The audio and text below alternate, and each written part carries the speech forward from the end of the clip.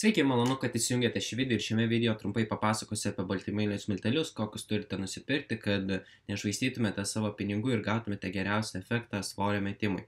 Tai turime suprasti, kad yra įvairių baltymų rūšių, kaip pavyzdžiui augalinės kilmės baltymas, tada gyvulinės kilmės baltymas ir jie šiek tiek skiriasi. Tai pavyzdžiui augalinės kilmės baltymas jis yra taip pat geras, bet jis yra prasčiau pasisavinamas, todėl visą laiką yra rekomenduojama pirkti pavyzdžiui pieno baltymą, jautienos baltymą, kiaušinių baltymą. O jeigu, tarkime, netoleruojate šių produktų, yra tada galima nusipirkti ten, pavyzdžiui, kanapių baltymą, žirnių baltymą, sojos baltymą, bet sojos mažiausiai rekomenduojama. Tada taip pat yra, tarkim, ten moliūgų sėklų, saulėgrąžų tokie baltymai, bet jų rečiau galima gauti. Tai jeigu, pavyzdžiui, toleruojate ten jautieną, kiaušinius, pieno baltymą, tai tada geriau yra rinktis tuos. Bet tada mes turime atsižvelgti taip pat ir tą pačių baltymų skonį, nes skonis skiriasi, nes skiriasi šiek tiek papildų brandai ir tas, pavyzdžiui, vienas baltymas geriau ar blogiau susimaišo, tai turite ir tai atkreipti dėmesį ir pagal save tada pasirinkti, kokį labiau norite tą baltymą gerti ir kuris yra jums skanesnis.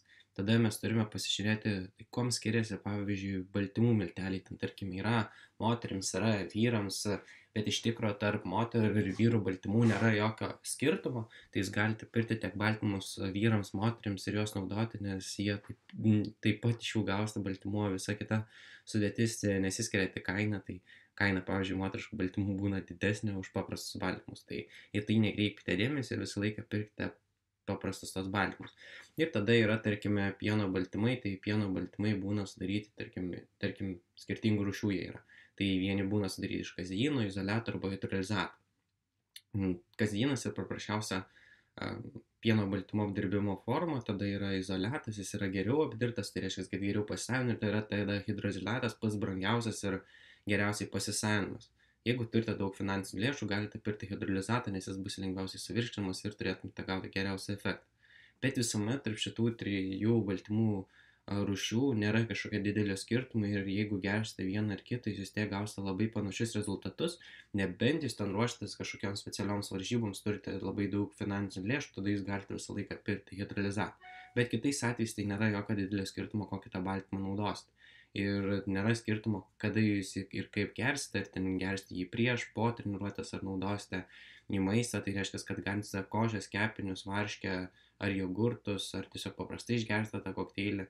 Tai viskas priklauso nuo jūsų, kaip jūs norite vartoti. Ir tada, kai nueinate į parduotuvę ir galvojate, kokį man čia tą baltymą įsigyti, tai jūs galite visus rinkti, svarbu, kad atrastumėte savo gerą skonį ir tada pasižiūrite šiek tiek į produkto maistinę vertę ir tada, pavyzdžiui, atsiverčia tą maistingumo etiketę ir matote, kad, tarkime, kokybiškame baltyme 100 gramų turi būti apie 350–400 kalorijų, tada nedaug labai riebalų ir angliavandenių ir labai daug baltymų. Tai ten turi gal baltymų būti, nežinau, 90 gramų gal daugiau, ten 10–10 gramų angliavandenių ir tada ten gali būti 6 gramų riebalų.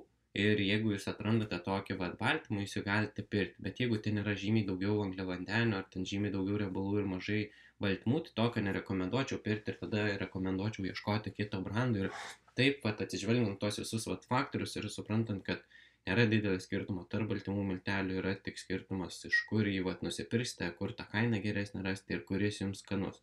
Ir kai jūs atrandant jau skanų tą savo baltymą, jūs galite visą laiką jį gerti ir mėgautis baltyminio kokteilio nauda ir sutaupyti laiko maisto gamybai ir paįvairinti mitybą įvairiais skoniais. Tai ačiū, kad išklausėte šį video ir jeigu turite papildomų klausimų, jūs būtinai galite užduoti klausimų skiltyje ir aš juos atsakysiu. Ką, iki greito.